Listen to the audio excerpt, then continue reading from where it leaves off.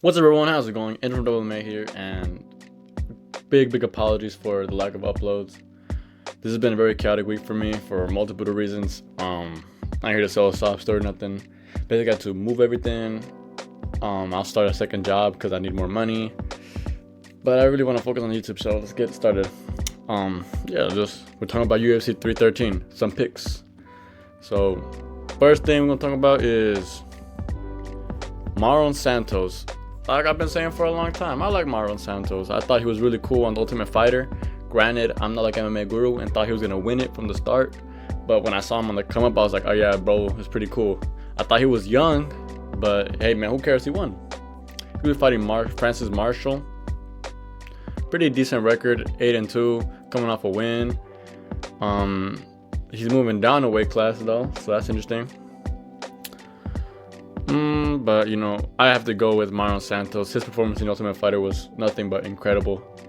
The way he just kind of was throwing hands with Ankalaev, led him in and bank. Obviously, Ankalaev is now 2-0 in the UFC if you include The Ultimate Fighter. But he won. So I think he should do well here, and hopefully he wins it. I'd love to see him continue to win. Next up, here's another guy who I didn't think I was like, but he just came out of nowhere and became the GOAT. Carlos Loyal, he's going to fight Alex Morono.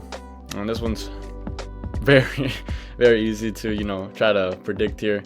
Alex Morono, very terrible record. One of the most terrible records I've ever seen. 11 losses. I guess it's not the worst, but, I've never seen anything impressive from him.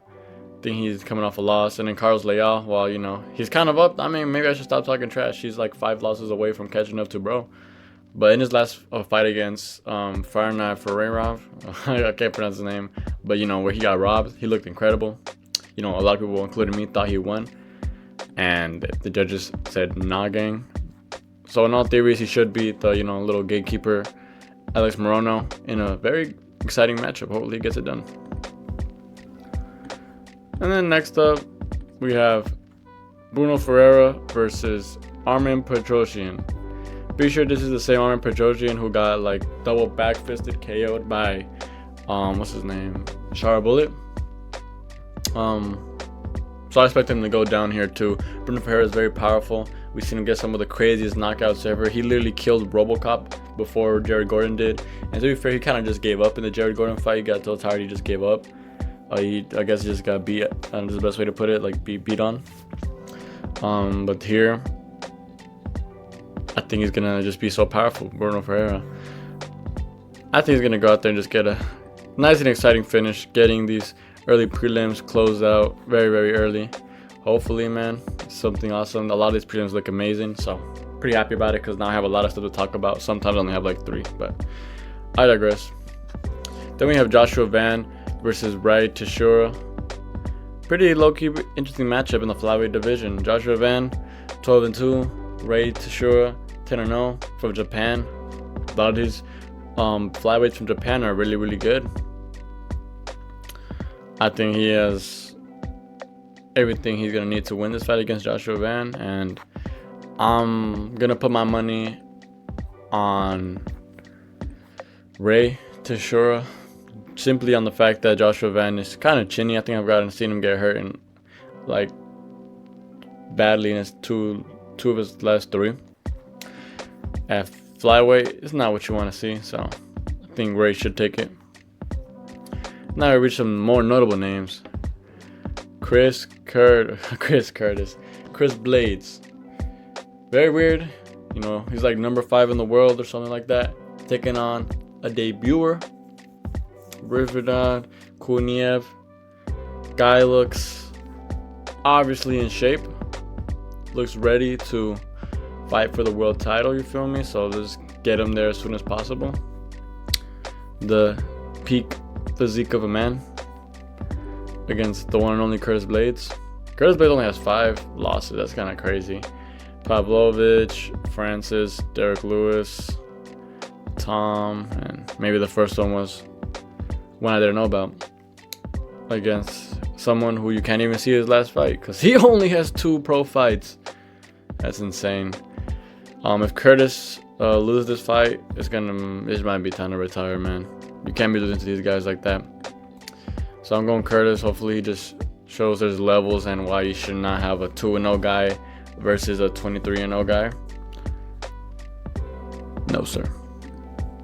And that's gonna close out the prelims. Now we reach the main card, starting out with King Green versus Mauricio Ruffy. I mean, I know this fight's gonna be good, man. We already know how would it be when we go with King Green. King Green almost like at 50 fights in the UFC. I think this might be his 50th fight. Insane. That's just insane. And no matter where you put it.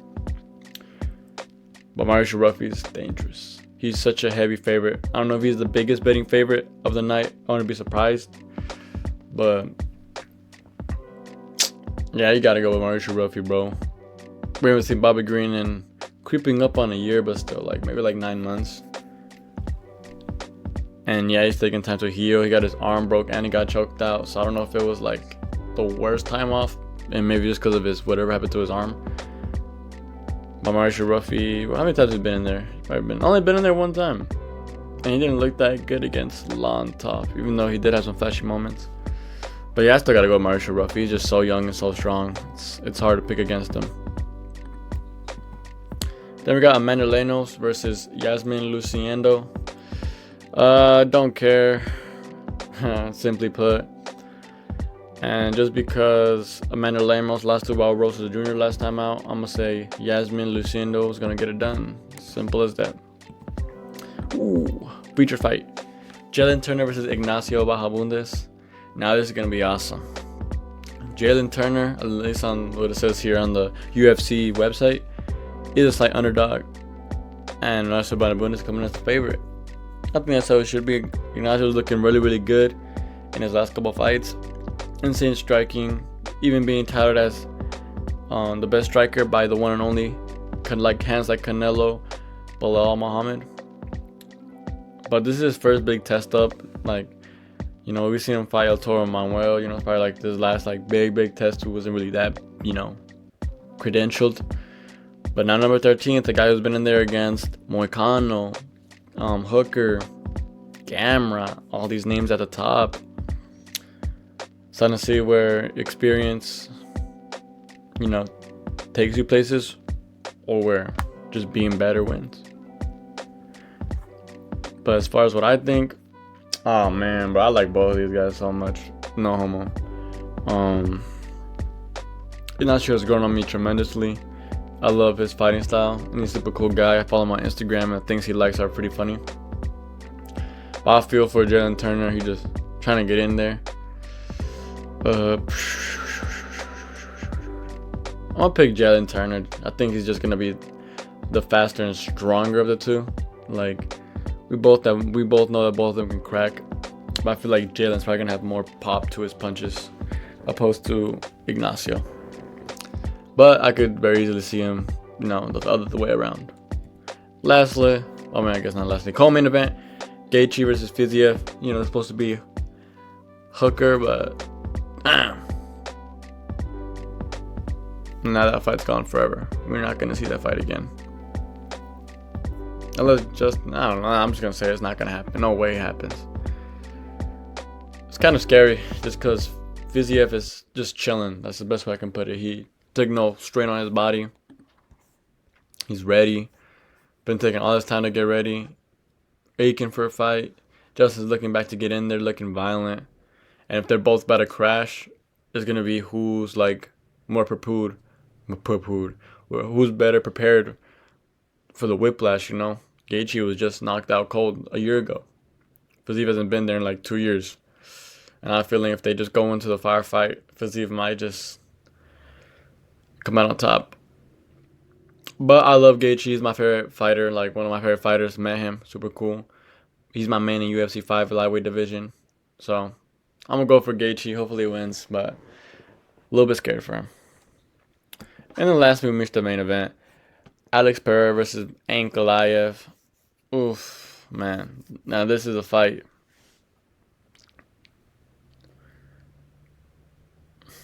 Remember, this one was been talked about for so long, and wow, Ankalaev's arms are so hairy, dude. think literally it comes down to how Ankalaev wants to fight it. I have no doubts that if he wanted to like web blanket Alex Pereira, he could steal a lot of the rounds. But every fight starts on the feet. All it takes is 1 second.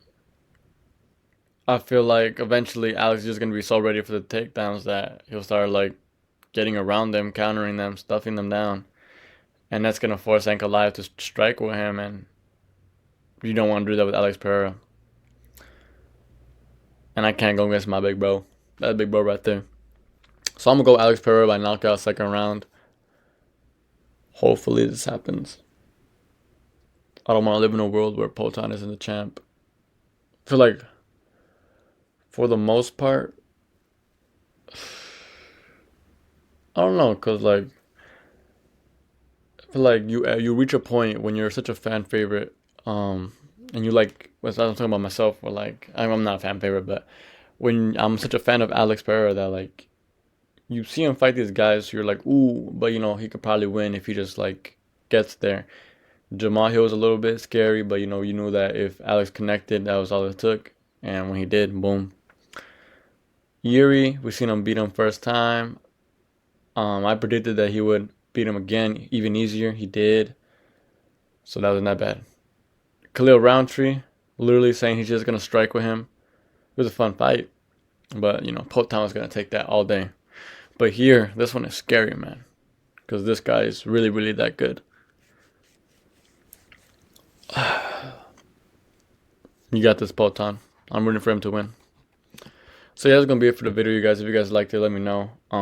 Again, sorry for the lack of uploads. I'm trying. Yeah, if you guys are new, subscribe. Thank you so much for 400 subscribers. Catch you guys in the next time. Peace.